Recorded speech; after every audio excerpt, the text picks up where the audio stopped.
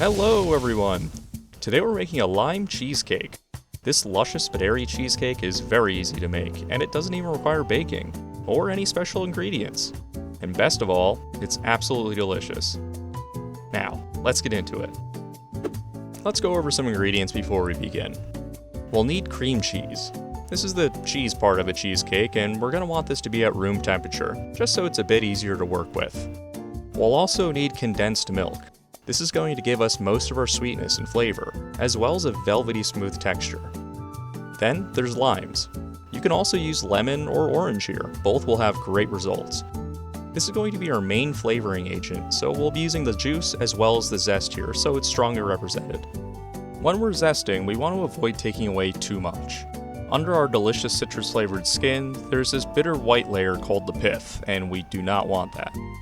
The zest is going to help us make the lime flavor present without needing as much of its juice, which could water down the cheesecake mixture and prevent it from setting properly.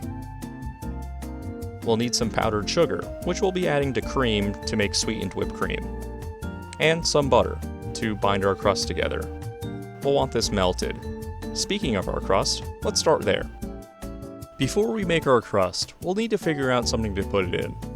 You can use a pie dish, a casserole dish, but ideally one of these, a springform pan.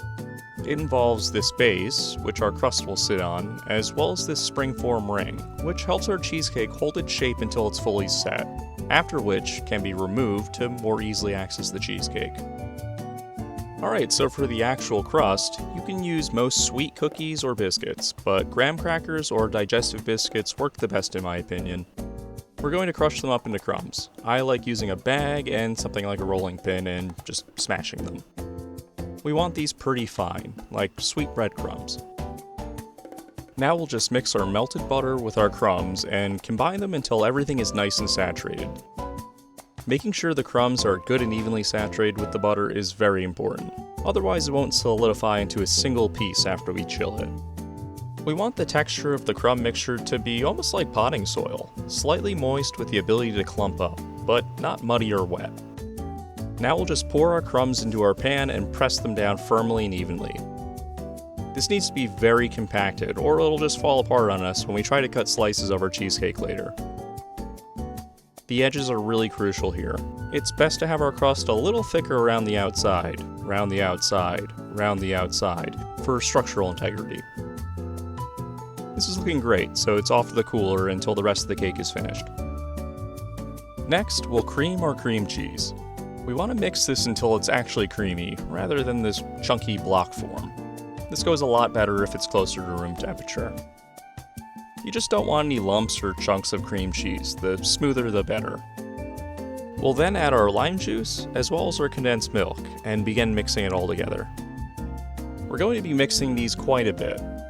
It's gonna look broken and struggle to mix together, but just keep mixing and mixing and eventually it will come together. Once it gets to this point, I like switching over to a whisk to really get it smooth and airy. By whisking, we're not only mixing everything together, but incorporating an entire new ingredient, and one just as important as the others, air, which will make our cheesecake light and fluffy, and give it some structure. That's looking glossy and smooth, just how we want it, so just set that in the fridge for now. Now for our cream, we're just going to make this into whipped cream. Whipped cream is pretty much just dairy fat and the cream emulsified with air, so this works much better when that dairy fat is very cold, so it doesn't melt from the friction we create by whipping it. Using a device can make this process a lot easier.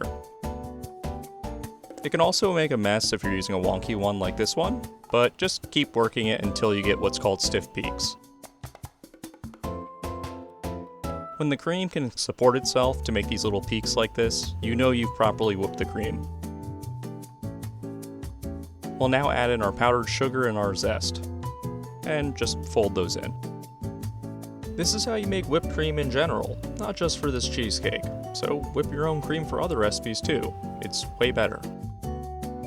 Now, grab your cheesecake filling, and we're going to be adding in our whipped cream. We're going to be folding this in, which is quite different than mixing. We generally want to fold this over and under without disturbing the mixture too much. Both of these mixtures have a lot of air incorporated into them, and we want to keep that air within the solution. This air is going to make our cheesecake light and fluffy, instead of a brick of dairy solids and sugar, which would be kind of gross. There we go, this is looking very nice. So now we just need to fill our cheesecake. So we'll grab our chilled crust and just pour in our cheesecake filling, making sure it's nice and even. It should pour out pretty evenly by itself, depending on the temperature and humidity. Your filling could be a little more or a little less viscous than my filling here. We'll then let this chill for at least 12 hours. After 18 hours, my cheesecake is looking like this. It's solidified and ready to serve. We'll just slide a knife around the edges to loosen things up, then pop off our springform ring. You can smooth out the edges if you like with the spatula, but these look pretty good, so I'm not too concerned. Using a knife, which I've had sitting in hot water, we should be able to get some pretty clean slices out of this thing. Now if only I could find my pie spatula, but whatever. Check out our little cheesecake. I'd say we did pretty good. I'm going to give him a little lime hat. Now we're talking. I'm actually not the biggest dessert guy, but I have a soft spot for cheesecake. This recipe comes in big handy because it's so straightforward, leaves plenty of room for error, and it saves me from having to turn the oven on. I hope you enjoyed this video about cheesecake. I know I did, because this cheesecake is fantastic. It's light and airy and has just the right amount of sweetness. If you want to help me make more videos like this, liking and subscribing goes a long way, as well as commenting. And as always, thanks for watching.